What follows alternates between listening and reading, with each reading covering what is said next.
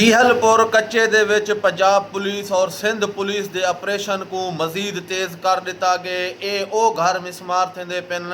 ਇਹ ਉਹ ਡਾਕੂ ਹਨ ਜਿन्हें ਗੁਜ਼ਸ਼ਤਾ ਰੋਜ਼ ਸਰਦਾਰ ਆਲਮਗੀਰ ਨੂੰ ਚੌਕ ਚੱਢੜ ਜ਼ਿਲ੍ਹਾ ਰਹੀਮਯਾਰ ਖਾਨ ਦੇ ਹਦੂਦ ਦੇ ਵਿੱਚ ਜਿਹੜਾ ਕਤਲ ਕਰ ਗਏ ਹਨ। ਅੱਜ ਜਿਹੜਾ ਆਪਰੇਸ਼ਨ ਨੂੰ ਮਜ਼ੀਦ ਤੇਜ਼ ਕਰਿੰਦੇ ਹੋਏ ਉਹਨਾਂ ਦੇ ਜਿਹੜੇ ਬਾਕੀ ਠਿਕਾਣੇ ਹਨ ਉਹਨਾਂ ਨੂੰ ਵੀ ਪੰਜਾਬ ਔਰ ਸਿੰਧ ਪੁਲਿਸ ਦਾ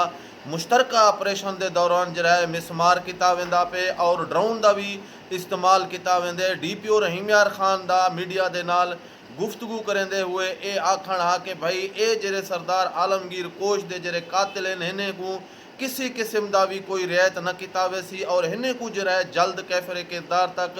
पुजाया जिला रहीमयार खान का अमन खराब करने की कोशिश की इन्हें दे नाल किसी किस्म का भी रियायत न किया वेसी। DPO रहीमयार खान का मजीद आखना कि जब तक इन्हें को मैं गिरफ्तार न करते कैफरे किरदार तक न पुजे सा चैन नाल सारी पंजाब पुलिस न बासी ही टाइम को जिला घोटकी जिला रहीमयार खान की जितनी भी पुलिस है इन्हें डाकू का ताकुब दे विच इंशाल्लाह बहुत जल्द कामयाबी मिलने के इम्कानात हैं जी।